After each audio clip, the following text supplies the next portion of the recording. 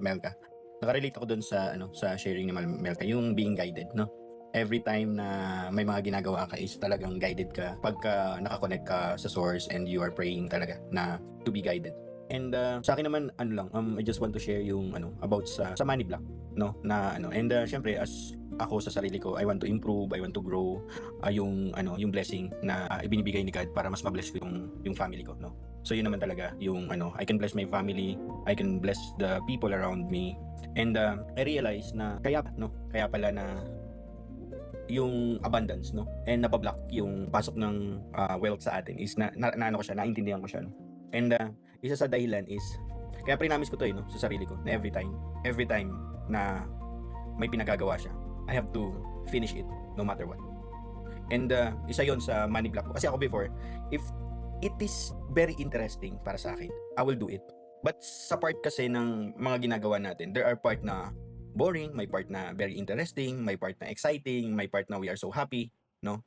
And sometimes doon lang tayo sa part na we are all good, we are comfortable, we are happy. But I realize no sa sarili ko na ito pala yung dahilan, no, kung bakit yung abundance na gusto ko is because hindi ko tinatapos yung pinapagawa niya. Not because I'm not capable on finishing it, na tapusin siya. But dumadating siya sa point na it's so boring, it's so paulit-ulit na. Lalo na ako, I hate repetition, no? As much as possible, I want something new every day. But in a way, I realize na ito pala yung money block ko. Na I only want new things, interesting things, and I don't want to finish or experience yung bagay na mahirap or madali. And I commit, no, parang sa sarili ko na whatever I ask and whatever na dumating na kailangan kong ayusin is kailangan ko siyang tapusin no matter what. How hard it is, how difficult it is, how draining it is, no? I have to be bigger on that problem or challenges na ibinigay sa akin. Kasi ang laki ng hiningi ko, pero ang hirap harapin ng bagay na dumadating. And sabi ko, if I will not face this or finish this, how can I grow? How can I be the new version of myself? So, yun talaga yung isa sa na-realize ko na, lalo na pag naboring na isang bagay, ayoko na eh. And before, I'm all good, kumbaga, ng money, ang ganda ng pasok ng mga experience, and I'm so happy, no, na ganun yung pasok niya. But, I got bored, na-realize ko yun, it's my money block, na even ang ganda ng pasok niya, I have no interest in growing it, because it's a repetition, and it's boring, it's not interesting for me. But now I realize that, it's a blessing, no? Kung may matanggap ka na ganyan, and ako sa sarili ko, if may matanggap ako na ganitong blessing, I'll be present, I'll be enjoying it. Minsan, ang problema, hindi na yung money. It's about kung ano yung ginagawa natin na ini-enjoy ba natin to, or parang ayaw na lang natin kasi nga, boring na para sa atin. So ako, I'm so happy and na I am being guided sa mga decision. And dun man sa journey na yon, na kahit na apakadali. Minsan yung madali pa yung ayaw kong isolve. To be honest with you guys, if difficult yung problem, parang I am more focused, I am more eager to finish it. Pero pag madali siya, parang ay wag yan, masyadong madali. 'Di ba? But now I realize kasi minsan madali lang to. Magpe-Facebook na muna ako. Madali lang to, magne-Netflix na muna ako.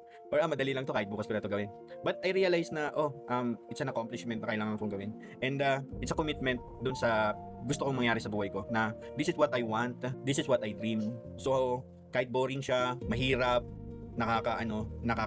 talagang just draining. Sometimes you feel worry, pero bandang sa uli is talaga, I'll finish this, kailangan ko to tapusin no matter what. So ganun talaga yung commitment ko ngayon, kasi inas mo yan bakit hindi mo tatapusin, di ba? Ikaw naman ang may gusto niyan And yun din ako sa sarili ko, ako yung may gusto nito, and kailangan ko to tapusin. Yeah, Ma'am Susan, it's burnout, no? But in our space, if we are burnout, since we already have an awareness, all we have to do is to rest. But after that, let's go back to the field and face every battles na kinakaharap natin. And every battles, we will go back at our house strong and a new version of us. Parang isa yun sa ko. And I'm happy na marami akong nababago sa sarili ko when it comes to abundance, na hindi lang, well, more, kailangan din natin talagang ayusin yung ating finance, but also, it's good sa community natin that we are being mindful na we have to take care of our family, we have to make sure our relationship is good, we have to make sure our health is, sabi nga, paano nakuha mo nga, kaso hina-hina ka na at may sakit ka na, di ba? So, being mindful sa ganun. So, every time na I go to the target, I go to the field, I'm making sure na yung energy ko ready. Dahil kung wala akong energy na harapin yung ganung klaseng pangarap lalo na ngayon sa community na to, minsan ang taas na natin mangarap di ba? But we don't have energy to face it, no? Sometimes yung alam mo yung feel mo na nandun ka na sa gusto mong magandang bahay, andun ka na sa vacation na gusto mo, andun ka na sa travel na gusto mo, andun ka na sa laman ng bangko ng gusto mo. But the problem is yung energy. You don't even have the energy to stand up and face the battle na kailangan mong kaharapin. So you can be the new version na sa sarili mo. And I was being reminded every time na andito ako sa community. Lagi ko tinatanong sa sarili ko, ano na ba yung new face ko? Ano na ba yung bagong na-experience ko? And yun lang, I'm so happy and grateful sa community natin. And let's commit and experience na yung mga dapat experience. Don't wait for tomorrow, no? Ang dami yung distraction, to be honest guys, no? Lalo na sa akin, marami akong distraction. And I'm not, parang hindi ko naman sinasabi I'm always perfect, but I'm saying na also I have a lot of distraction sa sarili ko na, kasi ang dami na ngayon sa online eh. There's a lot of entertainment, no? Hawak mo yung phone mo. It's, you can reach it anytime, no? If you want to. No, but yung nagiging mindful ka na okay, I have to really improve and really finish it. Hindi ko alam kung saan nyo ito yung sa Tekken ata, yung finish it. Hindi ko alam kung naririnig nyo yun sa mga game. Tapusin nyo na. And I'm near, no? Malapit ko nang matapos. I'm so happy. I'm just trusting. And next week, it's a new experience for me. And every time, no, nang grow. And hindi, siguro isa rin sa money block ko yung nag-iisip ako ng Mortal Kombat. Nag-iisip ako ng once I do something, sometimes nag-iisip ako ng negative. What if, no? Yung what if hindi maging okay? What if hindi maging okay? But I'm being mindful and I'm so happy dito sa community na every time nagwa-what if ako doon sa gusto kong gawin, biglang pumapasok sa isip ko may matututunan ka diyan, 'di ba? Like the transaction na mangyayari doon sa akin last time na magaling naman siya makipag-usap, magaling naman siya skilled naman siya based on the communication, marami siyang alam, malalim yung alam niya, and I can analyze it. Sabi ko, na-figure ko na, okay. Pero biglang papasok si what if. Pagpasok ni what if, boom, sabi ko, what? Siyempre, pag what if, it's a negative na, wag mo na ituloy. No? What if, wag mo na ituloy. Pero being here in this community na pagpasok ng what if, papasok yung trust, magbabanggaan na sila na I have to trust the process and go with it. Bahala na as long as I learn on this process na kailangan kong gawin.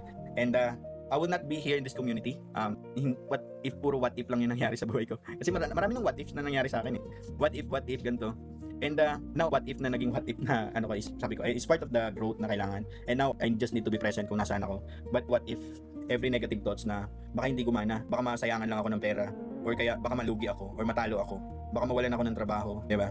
If yun yung nangibabaw sa akin, I'll be still the same person na But overcoming the what if sa buhay natin is napakagandang learning para sa akin, para sa sarili ko. And that's it. Thank you very much. And yun po. Bye-bye. Thank you, Boss Lee, for sharing. Alam mo, relate po ako, Boss Lee, kung sinare mo. Kasi may ginagawa din ako na, alam mo yun, ang dami ko nating what if, pero ang ganda lang itong synthesis natin na really, you're the instrument of the Lord ngayong umaga at na gawin po. Kasi sabi mo nga kanina na, alam mo yun, may matututunan ka dyan. If ever na mag-fail man, may matututunan naman dyan. So, grabe lang. So, very timely yung sharing nyo po. And for me, talagang sa situation that we have, yun yung mga, you're raising your hands na po. May gusto ko kayo i-share. May gusto lang ako idagdag. I was reminded, no, nung money block ko. And before, talagang sobrang dasal ko dito na, Lord, ano ba to? Bakit hindi ko madesisyonan? No? Sobrang dasal ko talaga na, Lord, bakit ganito? Hindi ko madesisyonan to. Natatakot ako. And I was connected to one mentor sa Dubai. And at that moment, biglang nag-share siya kung bakit, no? Bakit ganun ako magdesisyon, and mas nakilala ko yung sarili ko. And through our conversation, sabi niya, tawag dito, iba kasi yung fears, parang iba yung fear sa doubt, ganun. And she explained it to me so much na, okay, kaya pala. Sometimes pala, hindi tayo makamove forward, hindi tayo natatakot na bumagsak as individual. Kasi ako, I'm okay, I'm all good even I experience something. Sabi ko nga, sa sarili ko, kahit gano'ng kahirap yan, I'll face it. But since I have a family na kumbaga nakadepende sa akin, no? I have a family na nakadepende sa akin. Yung decision making ko sometimes it's always parang nakaano dun sa kanila na I have to make good decision. I cannot create mistakes, no? And yung mentor na yun na nakausap ko sa Dubai, na it's enlightened me and it's God's guidance sa akin na okay, kaya pala. So I talk to my wife. Sabi ko, I have to explain everything. We are all on this together. Kasi mahirap yung ikaw lang, ibit mo yung sarili mo eh. Then you are making big decisions, 'di ba? And I'm making big decisions. And kung ako lang, okay akong magkaroon ng problema, I can start from nothing. But yung you're making decision for your family, parang mahirap and you don't want to make mistakes, 'di ba? And it hinders you to create mistakes because siyempre ayaw mo namang mawalan yung mamroblema yung family mo, 'di ba? And the peoples that they are nagdedepende para sa iyo. So what I do is I communicate with my wife. Sabi ko, ito yung position natin, this is the decision na kailangan natin gawin. This is the opportunity na pwede natin makuha. And if we're doing this together, I can make decision. Kasi walang risk taker ako eh, no? I'm a risk taker. But pag nandiyan yung family ko, I'm afraid to take the action because maapektuhan sila, no? And all I can do is to talk to my wife, no? Intentionally. Alam ko sa beach pa kami nag-usap nito last time. Naglakad kami sa beach. We do communication how we do it in our community. What are you grateful for? Let's talk about the agenda, everything. Then I'll explain it very well yung perspective, and I said, are you with me? Kasi pwedeng bumagsak or pwedeng hindi, di ba? But if ikaw lang yung magdadala nun dun sa gusto mo at hindi naiintindihan ng mga taong nakapaligid sa'yo, it's mas heavy, no? And sobrang grateful ako, no, not just sa community.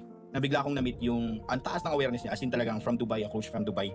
And we had a call, and dahil sobrang dasal ko na, Lord, bakit ba ganito to? Ang hirap mag-create ng decision. Kasi hindi naman ako ganito before eh. I can take risks, I can lose money, it's okay for me. I'm good with the learning. But naisip ko na yung family ko pala, no? I'm making decisions na minsan hindi nila alam. So I have to explain it to them. Ito yung gusto kong puntahan, ito yung mga decision natin kailangan gawin. Ito yung possible na pwedeng mangyari, at ito yung possible na if we don't win this, no? If just a learning, no?